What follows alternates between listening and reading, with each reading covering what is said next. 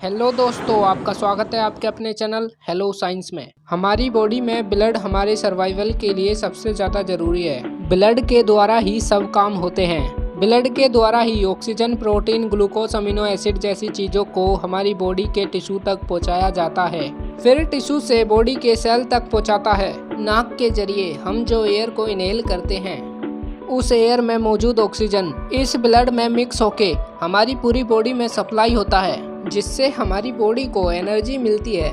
इसके अलावा हमारी बॉडी में मौजूद ग्लैंड्स हार्मोन्स रिलीज करते हैं। ये हार्मोन्स इसी ब्लड के साथ फ्लो करते हैं और अपनी एक्शन साइट तक पहुंचते हैं। हार्मोन्स और ऑक्सीजन के अलावा न्यूट्रिएंट्स, एंजाइम्स वगैरह भी एक ऑर्गन से दूसरे ऑर्गन तक ब्लड के थ्रू ही ट्रेवल करते हैं। ये ब्लड ही हमारी बॉडी के वेस्ट मटेरियल को बाहर निकालता है। ये ब्लड जिस सिस्टम के थ्रू पूरी बॉडी में फ्लो करता है, उस सिस्टम को सर्कुलेटरी सिस्टम कहा जाता है। सर्कुलेटरी सिस्टम को कार्डियोवैस्कुलर सिस्टम भी कहा जाता है। कार्डियोवैस्कुलर दो वर्डों से मिलकर बना है, जिसमें कार्डियो का मतलब हार्ट है और वैस्कुलर का मतलब है ब्लड वेजल्स। सर्कुलेटरी सिस्टम का मेन ऑर्गन हार्ट है, जो एक पंप के तौर पर काम करता है। हार्ट से पंप होने वाला ब्लड वेजल्स के थ्रू हमारी बॉडी में सर्कुलेट करता है और वापस से हार्ट में एंटर हो जाता है। और हार्ट के स्ट्रक्चर को देखा जाए तो हार्ट एक मस्कुलर ऑर्गन है, जो 4 हिस्सों में डिवाइड हुआ होता है, जिन्हें चैम्बर कहा जाता है। 2 चैम्बर हार्ट के अपर पोजीशन में जबकि 2 लोअर पोजीशन में मौजूद होते हैं। अपर 2 चैम्बर को एट्रियम और लोअर 2 चैम्बर को वेंट्रिकल कहा जाता है।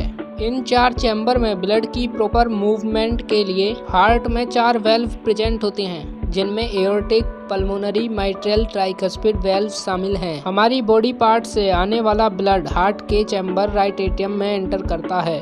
राइट एट्रियम और राइट वेंट्रिकल के बीच मौजूद वेल्व को ट्राइकस्पिड वेल्व कहते हैं, और ये वेल्व दोनों चैम्बरों को आपस में कनेक्ट करता है और राइट वेंट्रिकल से ब्लड के बैकवर्ड फ्लो को भी रोकता है। राइट वेंट्रिकल से ब्लड पल्मोनरी वेल्व के थ्रू पल्मोनरी आर्टरी से गुजरकर हमारे लंग्स में चला जाता है।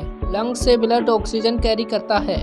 पल्मोनरी वेल्व के थ्रू वापस से हमारे हार्ट के लेफ्ट एट्रियम में एंटर हो जाता है। लेफ्ट एट्रियम और लेफ्ट वेंट्रिकल के बीच मौजूद वेल्व को माइट्रल वेल्व कहा जाता है, और ये वेल्व इन दोनों चैम्बर को आपस में कनेक्ट करता है और लेफ्ट वेंट्रिकल से ब्लड के बैकवर्ड फ्लो को इनहिबिट करता है।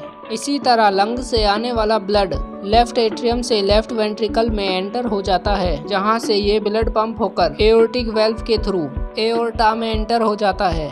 एक हेल्दी पर्सन का हार्ट 1 मिनट में 72 टाइम बार धड़कता है, और एक हार्ट बीट एक कार्डियक साइकिल कहलाती है, जिसमें हमारा हार्ट एक बार रिलीज और एक बार कॉन्ट्रैक्ट होता है। कॉन्ट्रैक्शन के दौरान वेंट्रिकल से पंप होकर बॉडी सेल्स तक डिलीवर होता है, जबकि रिलैक्स के दौरान बॉडी पार्ट से ब्लड वापस हार्ट में फ्लो कर जाता है। इस कंप्लीट कॉन्ट्रैक्शन एंड रिलैक्सेशन के प्रोसेस को एक कार्डियक साइकिल कहा जाता है, यानी कि एक हार्ट बीट। अब हार्ट से बॉडी पार्ट की तरफ ब्लड फ्लो समझने से पहले सर्कुलेटरी सिस्टम के सेकंड पार्ट यानी कि वैस्कुलर सिस्टम के बारे में डिस्कस कर लेते हैं।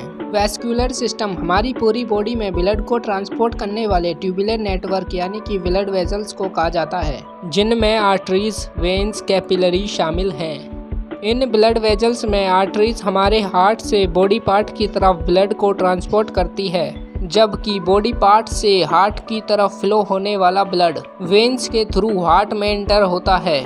इसी तरह हमारी बॉडी के सेल्स तक ब्लड फ्लो को जारी रखने के लिए छोटी छोटी वेजल्स यानी कि कैपिलरी मौजूद होती हैं, क्योंकि हमारे ब्लड में मौजूद एक खास प्रोटीन हीमोग्लोबिन लंग्स में से ब्लड फ्लो के दौरान ऑक्सीजन को कैरी कर लेता है। लंग्स से हार्ट और हार्ट से बॉडी पार्ट की तरफ फ्लो होने वाले ब्लड को ऑक्सीजनेटेड ब्लड कहते हैं। जैसे ही ब्लड हार्ट से पंप होता है, तो ये हार्ट के लेफ्ट वेंट्रिकल से निकलकर एक बड़ी आर्टरी में एंटर हो जाता है। इस आर्टरी को एओर्टा कहा जाता है। अगर इस तरह देखा जाए तो हमारी बॉडी में मौजूद आर्टरीज ऑक्सीजनेटेड ब्लड को कैरी करती हैं, और आर्टरी से ब्लड फ्लो होकर ब्लड कैपिलरी में एंटर कर जाता है, जो ब्लड को बॉडी ऑर्गन्स और टिश्यू तक ट्रांसपोर्ट करती है। टिश्यू में पहुंचकर ब्लड में मौजूद हीमोग्लोबिन ऑक्सीजन को रिलीज कर देता है और वापस ब्लड कैपिलरी के थ्रू फ्लो होकर वेन में एंटर हो जाता है, क्योंकि बॉडी पार्ट से वापस आने वाले ब्लड में ऑक्सीजन मौजूद नहीं होता, इसलिए इस ब्लड को डीऑक्सीजनेटेड ब्लड कहा जाता है। हमारे अपर बॉडी पार्ट जैसे कि हेड, नेक, अपर चेस्ट वगैरह से ब्लड जिस वेन के थ्रू हमारे हार्ट में एंटर होता है उसे सुपीरियर वेना केवा कहा जाता है, जबकि इसके मुकाबिल लोअर बॉडी पार्ट जैसे कि एब्डोमेन, पेल्विस, लेग्स, फीट वगैरह से ब्लड फ्लो होकर एक बड़ी वेन में एंटर होता है जिसे इन्फीरियर वेना केवा कहते हैं। इन्फीरियर वेना केवा डायरेक्टली हमारे हार्ट के साथ अटैच होती है और इससे ब्लड हार्ट के राइट एट्रियम में एंटर हो जाता है। इस तरह देखा जाए तो हार्ट से पंप होने वाला ब्लड एक सिंगल आर्टरी यानी कि एओर्टा के थ्रू बॉडी पार्ट की तरफ फ्लो करता है और हार्ट में एंटर होने वाला ब्लड दो बड़ी वेन यानी कि इन्फीरियर वेना केवा और सुपीरियर वेना केवा के थ्रू हार्ट में एंटर होता है। इसके अलावा क्योंकि हार्ट में एक तरफ से डीऑक्सीजनेटेड ब्लड एंटर होता है और फिर वो डीऑक्सीजनेटेड ब्लड लंग से ऑक्सीजन कैरी करके दोबारा हार्ट में एंटर होता है, और गौर किया जाए तो हमारे हार्ट में डबल सर्कुलेशन होता है, मतलब 2 बार ब्लड हार्ट में एंटर होता है। एट द एंड अगर हम हार्ट के कंपोजिशन पर बात करें तो ब्लड में 4 कंपोनेंट्स होते हैं, जिनमें plasma, white blood cell, red blood cell और प्लेटलेट शामिल हैं। इसके अलावा ब्लड ऑक्सीजन और बहुत से केमिकल, हार्मोन्स, विटामिन, एंटीबॉडीज़ वगैरह की ट्रांसफॉर्मेशन का भी काम करता है। आशा है कि आज की इस वीडियो से आपको कुछ ना कुछ ज़रूर जानने को मिला होगा। मैं आपसे फिर मिलूँगा अपने एक नए टॉपिक के साथ। अगर वीडियो पसंद आई हो तो वीडियो को लाइक कीजिए, क्योंकि आपका एक लाइक हमें वीडियो बनाने के लिए मोटिवेट करता है।